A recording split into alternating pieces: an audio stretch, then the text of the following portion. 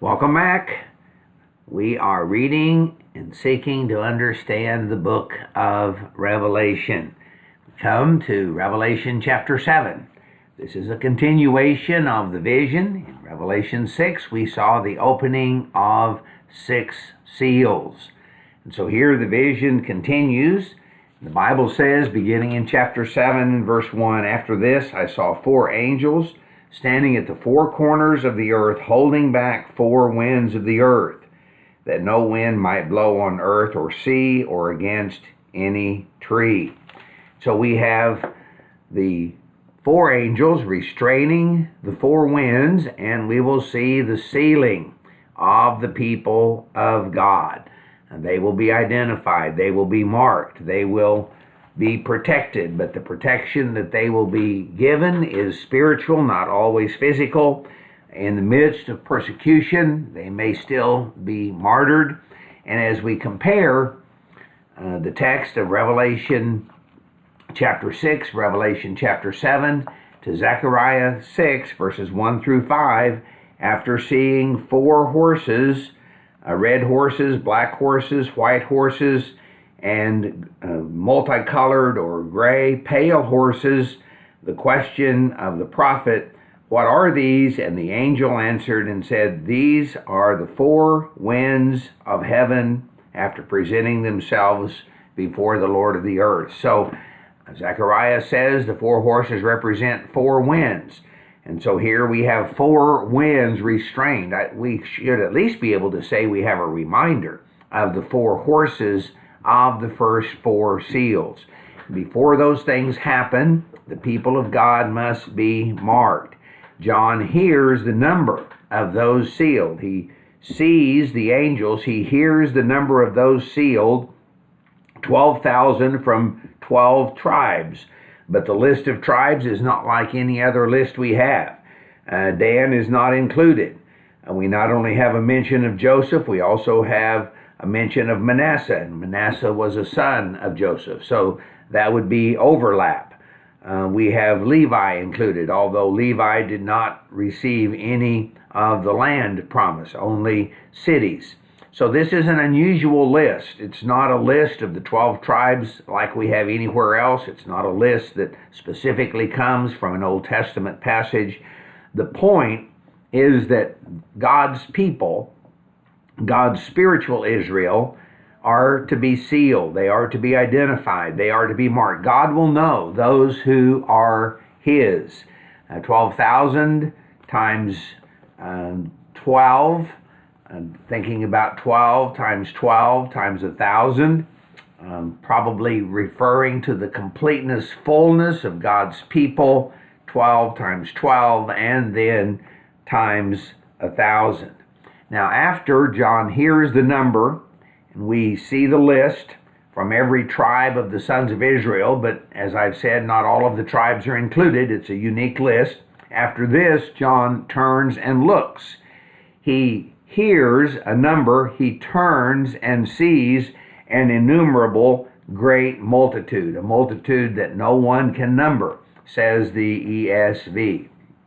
Now remember what's happened before. John hears a voice speaking like the thunder, and he turns and sees one like the Son of Man, one and the same, the voice from the one who is like a Son of Man, human form, divine vestments. Later on, John heard about the Lion of Judah, but turned to see the Lamb as though it had been slain. He hears about a lion, he turns and sees a lamb, one and the same thing. Here he hears about 144,000 on earth. They are to be sealed, they are to be identified, marked, before danger and harm comes to the earth or to the sea. But when he turns, he sees a great multitude that have come through tribulation. They have come through, been delivered from exceedingly great affliction or tribulation. This is the same word that we had back in chapter 2, verses 9 and 10, speaking about those that will endure affliction or will endure tribulation.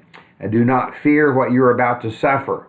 The devil will throw some of you into prison. You will be tested for 10 days. You will have tribulation. This is the same word. Be faithful unto death. I will give you a crown of life. Most likely, the instruction of chapter 2, verse 10 is not what we normally think about. Well, I'll be faithful as long as I live, and maybe that'll be 80 or 90.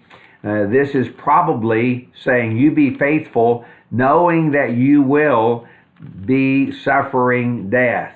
The affliction, the tribulation, the mention in 2:13 of Antipas, the faithful witness, following in the footsteps of Jesus. John sees a great multitude, an innumerable great multitude. And I see a reminder of the fifth seal, the souls under the altar, even as I saw a reminder in the 144,000 of the four horses of Zechariah chapter 6, and thinking about the first four seals. Marvelous, marvelous words of praise beginning in 7:15. Therefore they are before the throne of God. They have white robes, washed and made white in the blood of the Lamb, even as those under the altar. In chapter 6, in the fifth seal, he who sits on the throne shelters them in his presence. No hunger, the sun will not strike them, nor any scorching heat.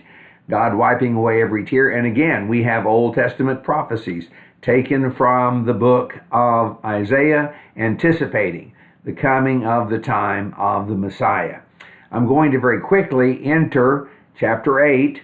The Lamb opens the seventh seal and reveals seven trumpets. Verse 2, I saw seven angels who stand before God. Seven trumpets were given to them. All at once, the seventh seal is opened. These are not revealed little by little. John sees seven angels with seven trumpets.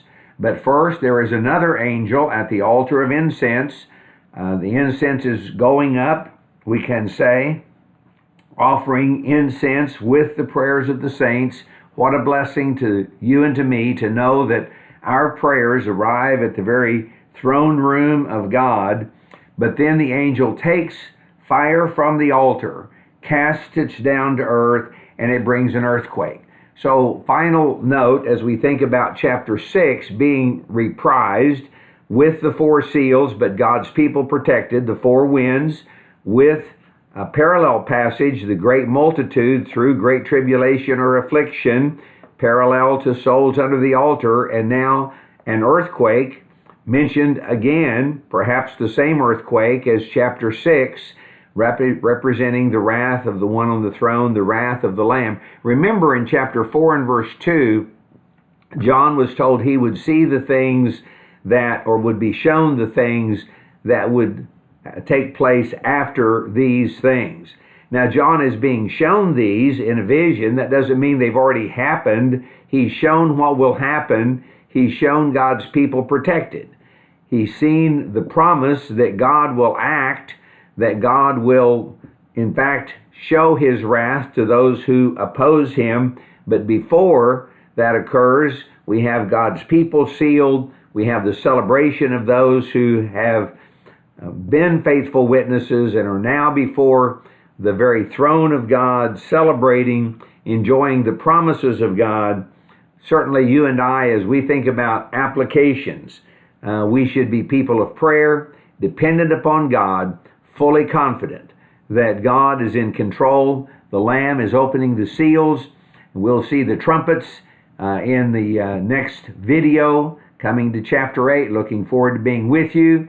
In the meantime, enjoy reading. Chapter 7 be a great time to go back and reread. Make certain that you're with us. So far as understanding, simply trying to point out what the text says, Old Testament allusions, Old Testament references. What would those receiving the letter in the first century have understood? That we might be blessed. As the text says, a blessing comes to those who hear and understand, those who hear and those who do the things contained in the book. God bless.